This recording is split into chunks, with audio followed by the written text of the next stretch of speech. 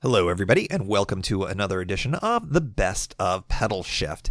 On this episode, we are revisiting episode number 071 of the Pedalshift project, touring India and Eastern Oregon with Guthrie Straw.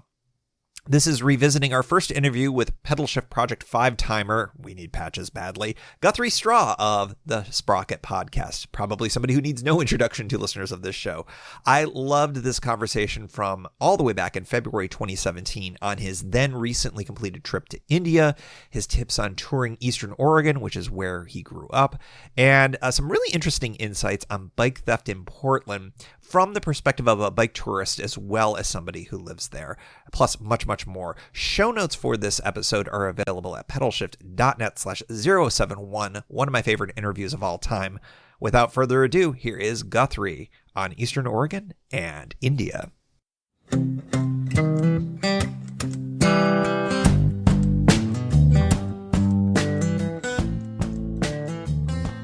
Hey, Guthrie, welcome to Pedalshift. Hi, thanks for having me. It is a great pleasure to have you on. I had the great pleasure of having coffee with you. I feel like, when was it? Was it early December, late November? When were you in DC? Yeah, I think it was around November there, October, November. It was before your trip to India, and when you were talking about it, I was like, okay, I definitely want to get you on the show to hear about this adventure because it sounded like it was really cool.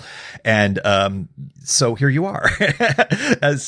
If you haven't had the opportunity, folks who are listening, to listen to the Sprocket podcast in recent episodes, Guthrie was on, and he talked a lot more about his bicycle tour of India, and I certainly encourage you to go listen to it if you haven't.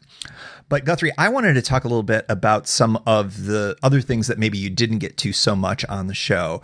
I wanted to learn a little bit more about your route and, where did you go from and to, and whether you recommend it for anybody who's looking at India as a bike touring destination. Yeah, definitely. So I was touring in the southern part of India and started out in a pretty large city there called Bangalore. Bangalore is sort of actually quite south central, so if you were driving, it would be roughly 8 hours equidistant from the southern tip and the eastern and western coast of the bottom part of India. So it's got a lot of options in terms of being pretty centrally located. And the route that we took us in a combination of sort of highways, a tiny bit of interstate-ish feeling, but mostly smaller. I wouldn't call them like side roads per se, but smaller, less busy tracks all the way down to like single lane dirt path type of thing. So we traveled in a way that allowed us to do a lot of side trips. And my sister, who is cycling with me, has not had the type of touring experience that I have, and so we planned our route in this context to try to not go for distance so much as to have something that we knew we could get to through the mid part to the end of each day that was a good option for lodging or staying the night in. And so kilometers over there, but my brain never really quite made the switch fully, but we'd do about maybe like 15 to 40 miles a day and try to have a good lodging option at the end of each day between those. So not a huge number of miles. Was that because of just you wanted to be able to experience the things around you and do these side trips? Or was the travel a little bit, more difficult? How would you describe that? I wouldn't say it's more difficult in the sense one might think if you were just thinking about traveling in India. More that for her having a rental bike that was like a hybrid sort of mountain bike type device, we just wanted to make sure that we didn't push too hard into it and cause something like a lasting repeated stress or repetitive stress injury that we could sort of ramp our way into and not eventually have. So we started slow, partially just to make sure that Marika didn't have any long or like big issues with the bicycle and that it was, comfortable and not damaging to ride in that context. It's a little bit like the traveling is different.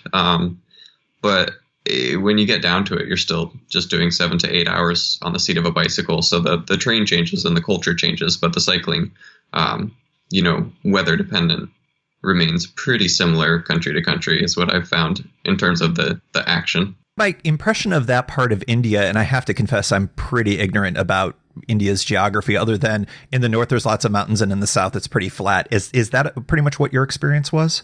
Yeah, there's definitely different parts to it. So, traveling state to states, we rode from Karnataka to Kerala, and you could definitely see sort of a terrain change that was somewhat associated with state lines, at least in the parts that we rode to. And so, in Karnataka, we started in the city, but then as we got out into the countryside, it's a pretty large area for farming rice. And so there were a lot of rice paddies that we ended up biking past. And that was indicative of relatively flat land at those parts. But then when we crossed over the border into Kerala, it was like basically switching to jungle. So we went from like mild ups and mild downs, gentle slopes with rice paddies, into what I would consider like jungle mountainous. So it was probably more like up and down than I've done daily. Than I think any other tour I can think of. I mean, there's some stuff on the coast where you'd go up and down, but it was so long, and this stuff is a hill or a climb where you'd climb 5 to 10 minutes and then descend 5 to 10 minutes and then climb another 1 to 3 and then descend to 1 to 3. So it just sort of, really did switch up quite a bit. And I wouldn't call it mountainous in the sense of northern India, but for like low level mountainous type areas, there was a pretty drastic change sort of halfway through the trip. That's interesting. That sounds a lot like sort of the East Coast mid-Atlantic in a lot of ways. Yeah, I could see that. It's really steep. That's the one thing that people I know who bike around in this area, especially if they're doing the Atlantic coast route as a tour, they find that Pennsylvania and parts of New Jersey and places like that are really difficult because it's very steep, hills up, very steep hills down, and they just don't end. And yep. it sounds like that's kind of a similar vibe. Yeah, I would say, if you add in tropical jungle and 80-degree weather, you're looking very similar to each other. If Pennsylvania had a tropical jungle in it, right? Yeah, I guess you've got the humidity, so you've got that going for you. That's true.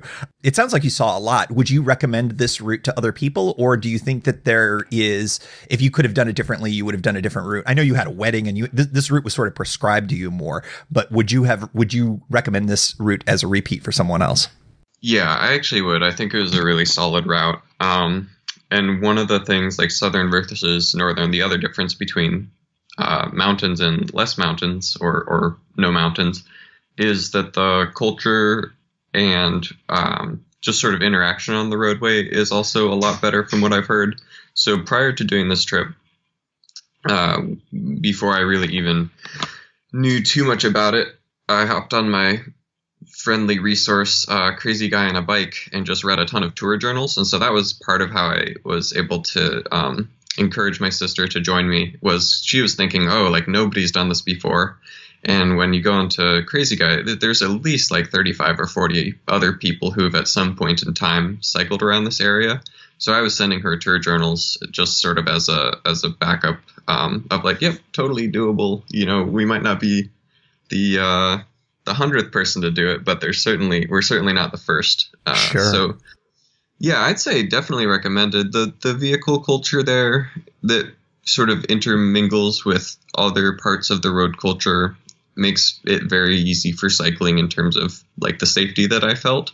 And I think overall that area is very, very cyclable. We actually ran into a team of people who get together each December, and we started seeing like road bikes oncoming, and it was like, ooh, there's something happening. But they actually do like a ride from Bangalore, which is the same place we started. They do like a road ride that races in stages, but there was probably 30 or 40 of them. So it seemed like even between like touring cycling versus road cycling, at least in the context of where you can bike in India, it seemed like a pretty friendly place to do so. That sounds really cool. My girlfriend owns a yoga studio that I help her run. And so she's gone to India on a couple of occasions to run yoga retreats. Mm-hmm. And the way she described sort of the chaos, the controlled chaos of the cities when she was in there, and what you described over on the Sprocket podcast when you talked about riding within those more dense urban environments really kind of matched. What was the feeling like in that environment? And, you had said that you felt safer even though the vehicles were really right on top of you. Can you kind of describe that a little bit?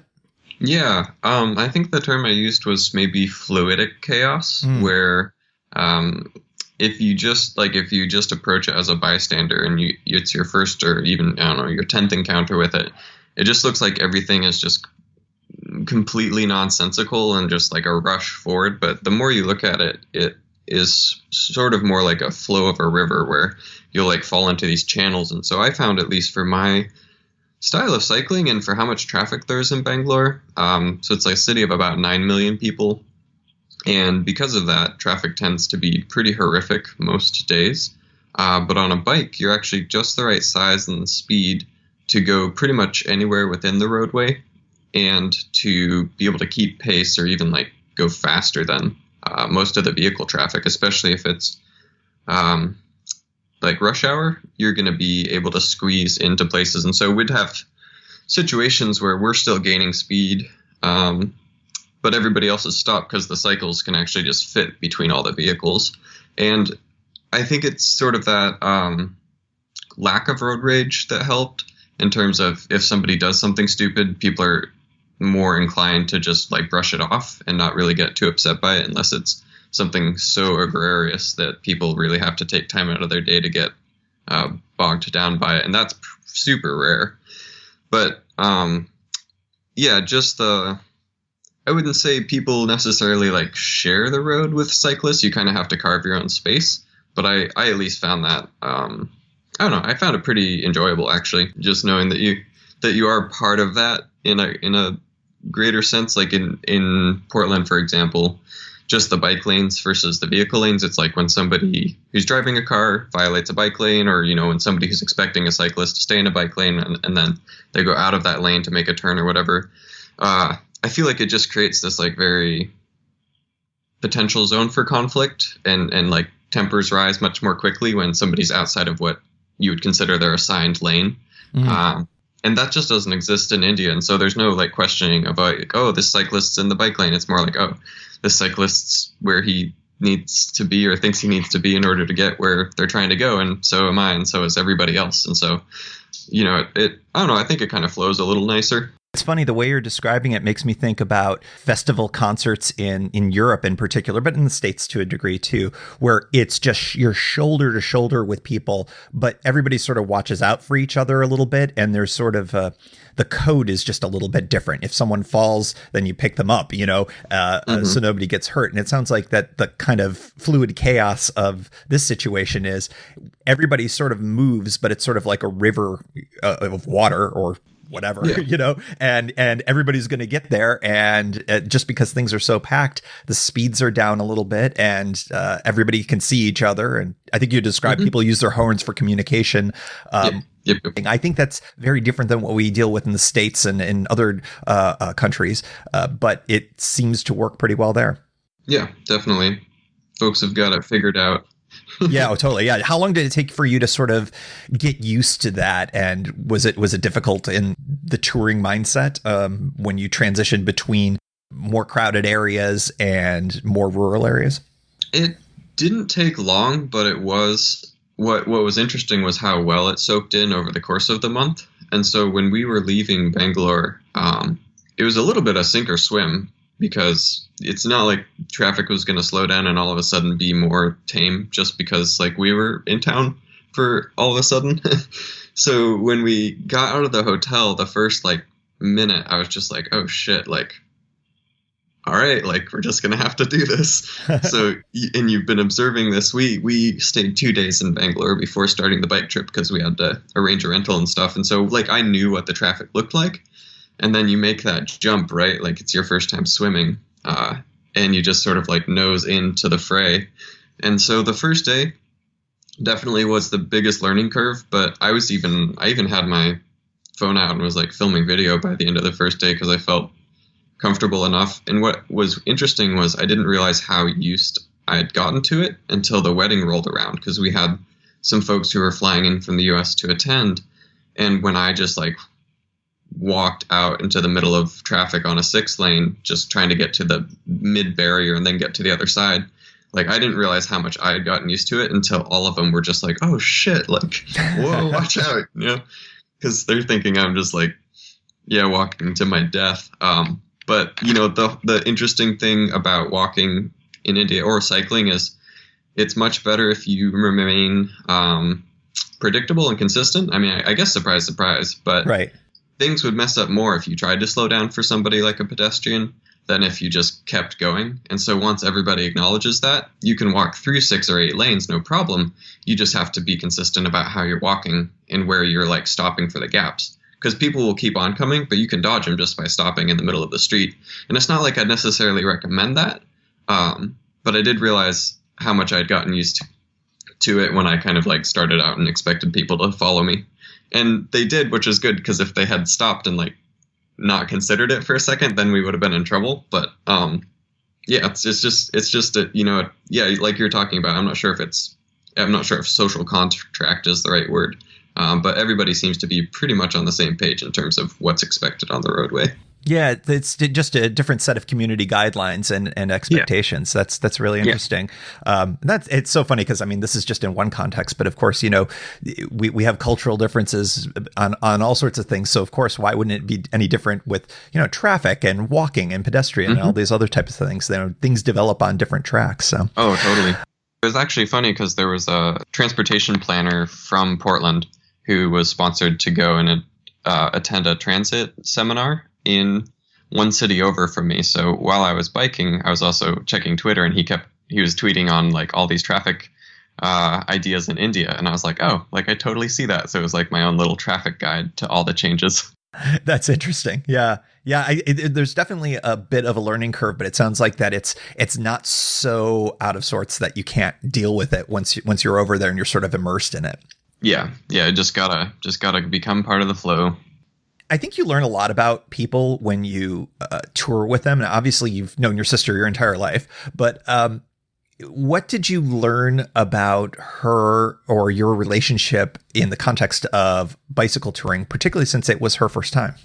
I think the biggest thing that we learned was how like well we get along together, which was really nice. So what was really cool, and I think that a lot of people who are like maybe first time touring, if they're touring with somebody who has done a lot of it, is they might be like less or more comfortable vocalizing concerns. And so one thing that she's actually really good about is if something is wrong, like she'll tell you. And so whether it's like wrist pain or like, oh, there's this funny sound happening to the chain. So I was really happy she didn't try to just like bull her way through it and just be like, oh, that's probably fine. And then, you know, either somebody ends up hurt or a component ends up broken. And so I just tried to make it super approachable. And like she has biked before and is quite good at it. Just it's the stepping into the touring thing where you're out for 7 or 8 hours doing it.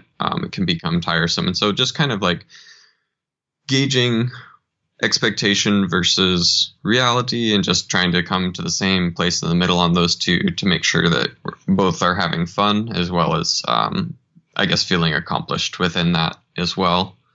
So for her bike, on my part in terms of touring, one of the things that I did to make things easier was decided to carry all the weight. So my bike has front and back panniers, and we knew right off the bat that she wouldn't be able to get, you know, as well. She could in Bangalore. She could go by us early if she wanted to, but not being a lifelong cycle tourist, it's probably a better idea to rent, which is what we ended up doing. And so the bike she had was actually great for the terrain, but having me carry the weight helped because we didn't need to make sure that she had pannier support or stuff like that.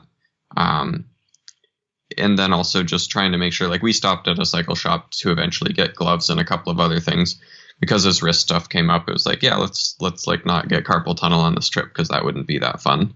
So just managing and attending to those type of things to make it come together to have the actual cycling be quite enjoyable. Yeah, that's good. Comfort's so important. And when you're renting a bike, you know, you're not necessarily going to have the quite the ability to get the right fit as you would, you know, at home and having the chance to test out a bunch of different bikes. And, you know, everyone's riding style is a little bit different. So it's good that you paid attention to that. And I'm glad she vocalized those things so that, you know, you could make that ride as comfortable as possible. That's great. You, as you mentioned, brought your bike to India, and I'm curious what your experience transporting your gear there was like and whether you had any issues or if you learned anything from that.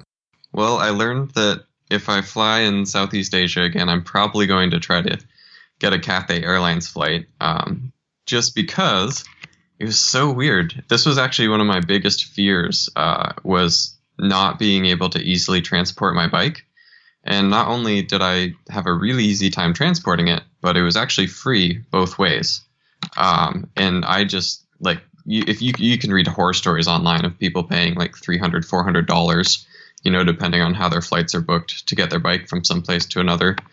But the baggage policy for the airline I flew with didn't basically have a sports clause. And so what ended up happening is, because my bike was the second physical item that I was checking, it counted it just as my second piece of checked luggage. So they didn't charge a luggage fee. They didn't really even bat an eye. The flight over Alaska Airlines was my first leg. So when I checked in, it was something where she was like, oh, they might charge you when you get to like Hong Kong or something if they notice something odd about the bag or the bike in that case. But flying back over from India back to the US, they just were like, whatever. It was 3 pounds over their limit, and they still flew it, no problem. So I think I'm not sure if I dodged a bullet, and I'll need to do some more international flying to know for sure. But that experience actually went exceptionally well. The bike came out just fine. It's just important to pack it very well, and then tape it as best you can in places that you think it might not need. But I actually used the same box both on my way there and on the way back. And by the time my box got back to the US, it was pretty well thrashed, but still holding together. So I would say just, get a good bike box, pack it very nicely. And if, that means paying a bike shop to do it professionally for you, go for that. Or there's plenty of YouTube videos, but yeah, it flew just fine. That was one of the things I was most surprised about, was not paying $300 to get my bike to India. Think about that. That's money that you can spend on your trip instead. So that's really great. Cathay Pacific, was that the airline that you flew on? Yeah, it's Cathay Pacific / Dragon Air. Gotcha. And I'll need to repeat this test to know for sure, but I was really surprised and pleased with that. Yeah, I haven't flown them, but that is one airline that I've sort of dog-eared in my head, because I've heard some good things about them for bicycles as well. And I think that pops up on a lot of different forums. That's one thing that I feel like would be awesome if, maybe a project that I want to do for the podcast or for the website is to try to find who are the best carriers. I think that the one frustration, and I think you sort of identified it here, is you don't necessarily get consistency with treatment on these different carriers, the domestic ones in particular. So, but I have heard good things about Cathay Pacific. So we'll give it a moderate thumbs up for the moment. Yeah, totally. Yeah, and that's just the thing, is if you look online, you'll see yes, no, and maybe for pretty much any question about flying your bike pretty much anywhere. So yeah, it's that would be a great resource to know. Yeah, it would be great if the airlines would become more consistent, so a resource like that would actually be functional. I think that would be the first thing, but I might be asking too much of airlines. I wanted to shift gears, pedal shift humor there. And you're from Eastern Oregon. And yes. Having lived in Oregon, it is one of the most beautiful places on the planet, and probably the least understood, since most people from outside the Northwest think Portland takes up the entire state of Oregon and also exists on the coast. I mean, I'm like for real here. How would you describe Eastern Oregon to an outsider? And what's sort of your best Eastern Oregon pitch? Eastern Oregon is a place you have to go to get there. You're not going to go, at least in my part, you're not going to go through it to get to too many places. But it is sort of the perfect mixture of just beautiful scenery, really genuine people, and sort of it harkens back to simpler times, or I don't know, something like that. It's just good people out doing good things. And it's more of like a ranching farming area, but it's got so much access to the outdoors that you can really just, like in most places, at least where I grew up, I don't know if there's a place that we lived growing up that you couldn't just step outside or take a bike ride outside and not be out in the wilderness or up into the mountains in less than 15 or 20 minutes. Yeah, that's an amazing resource to have literally in your backyard, to have wilderness that close to you. That's pretty amazing. What's your favorite bike tour if you were to design one in that part of the state? I would probably do maybe possibly a loop. It's got a lot of really good like out and backs. So if you basically, so the area in Eastern Oregon will specify a little more as Northeast Oregon. So it's sort of in the corner of the state, and you're about an hour from Idaho and roughly an hour from Washington at the same time if you wanted to go to either of those via car. So in terms of bike riding, there's a really nice loop from Enterprise Joseph. You can bike west towards La Grande, and then when you get to La Grande, you've gone through Minam, and then you're into La Grande, and you can actually go around the backside of the Eagle Cap Range. The Eagle Cap is one of our national forests out on that area of the state, and then come through halfway and take what's called, I think we just call it the back road, but I can't remember its official name. So you can do like a 3-4 day loop there, maybe 5 days if you wanted to. That just really sort of circumnavigates this mountain range. So you get great views pretty much the whole time. It's a nice small trip, so it's pretty doable without, going too crazy about it. There is some elevation gain. And then on the backside between Halfway and Joseph again, there's a really nice camp spot. So yeah, that would be, if I did a multi-day trip, that would definitely be one that I'd recommend. And that's a pretty popular one.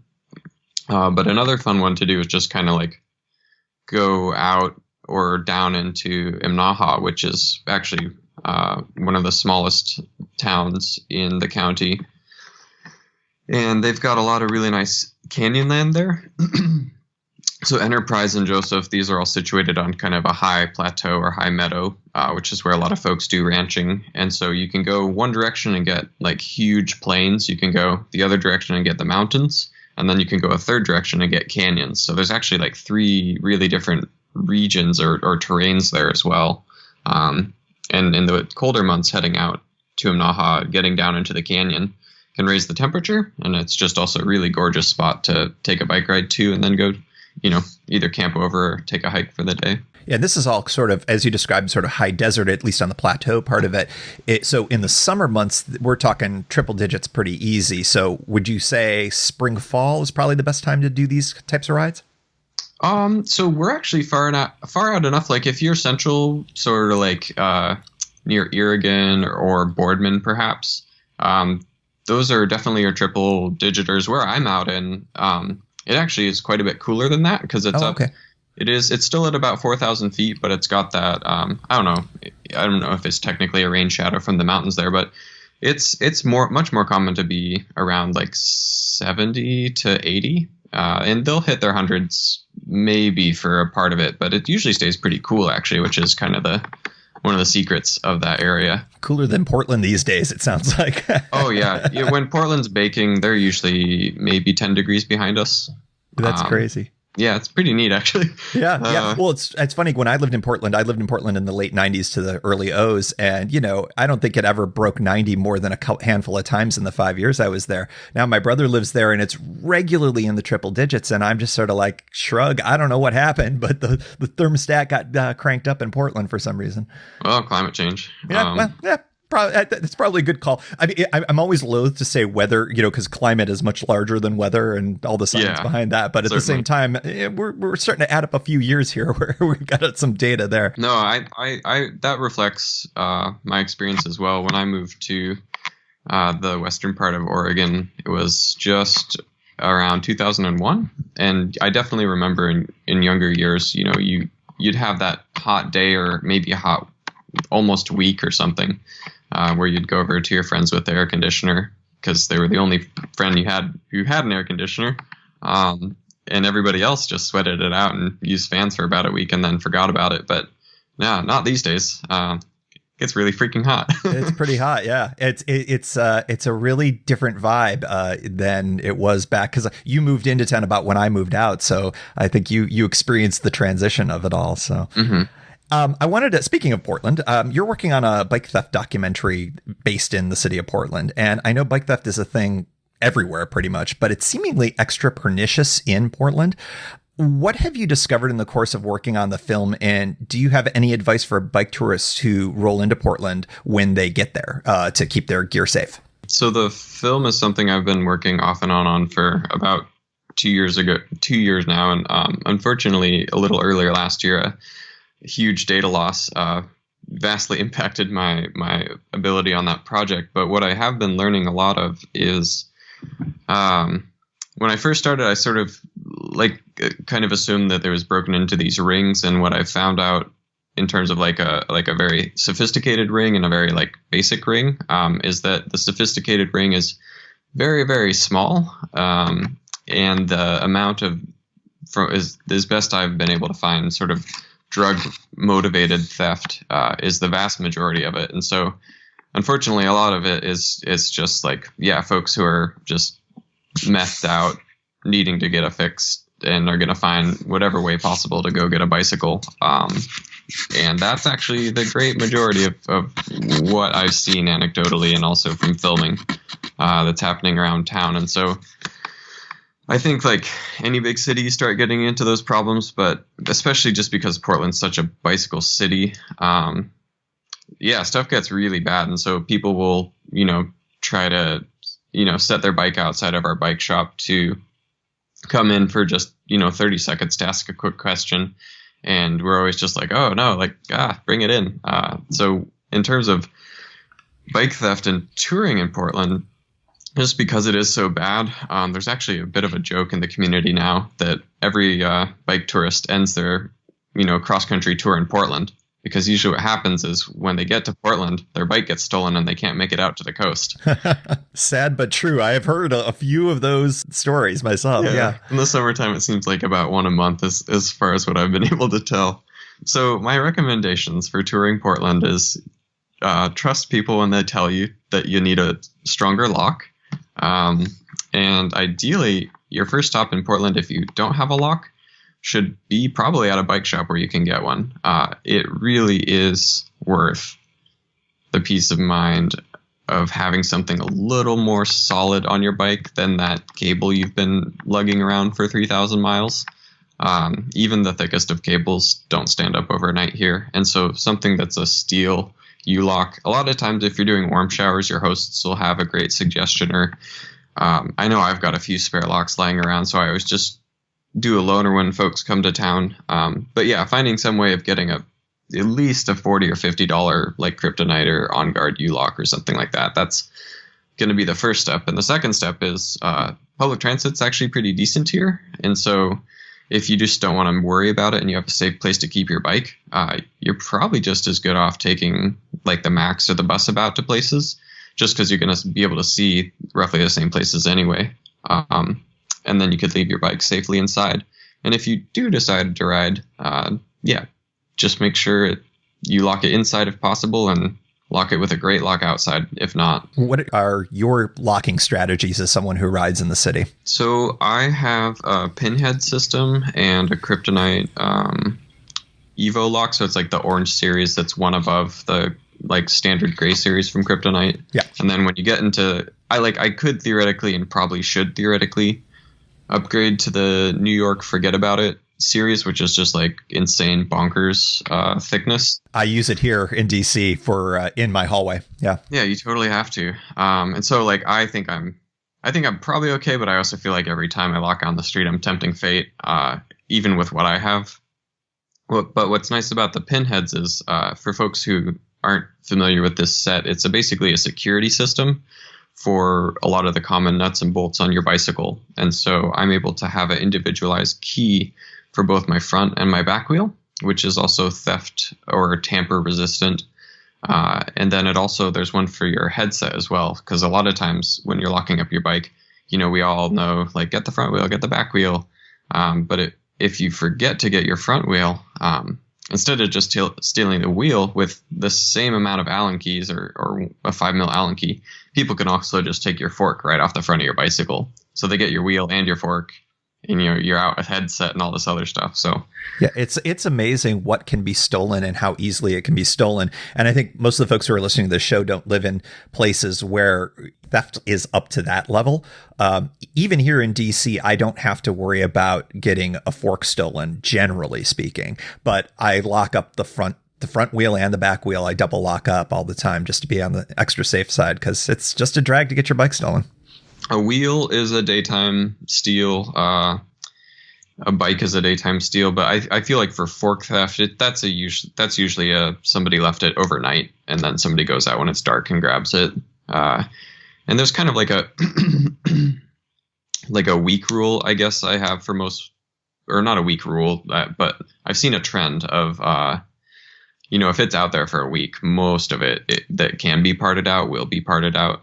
And it's like once the first thing starts going, like once somebody decides to take that wheel, it's only a matter of hours to maybe a day or two before the whole rest of the bike is just stripped. Interesting. Yeah. That's sort of like in nature when a tree or something gets attacked by one type of bug, then they all sort of same idea with bike thieves. Well, yeah. I'm sorry to hear about the data loss for the documentary, but I look forward to seeing that evolve over time. I think that it's important work. And if you are riding through Portland, it is a great city to bike in. So, just be prepared. And if you do want to ride, just make sure you get that extra burly lock. And I think you have great suggestions for all of that.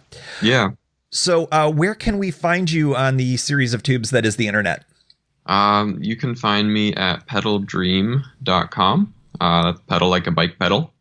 And also on Twitter at pedaldream. Yeah, there you go. I believe you're Pedaldream there. Yeah, that's right. Yeah. Well, Guthrie, thanks so much. I really appreciate. Thanks for sharing all of the great information on India, Eastern Oregon, locks in Portland. I feel like this was a plethora of information. So thanks so much for joining. Yeah, my pleasure. Thank you for having me.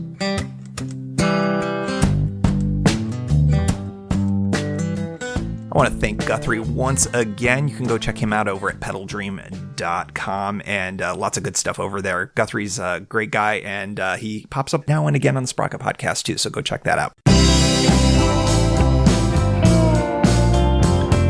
Thank you for joining. You can find Pedalshift at pedalshift.net for more great bicycle touring content.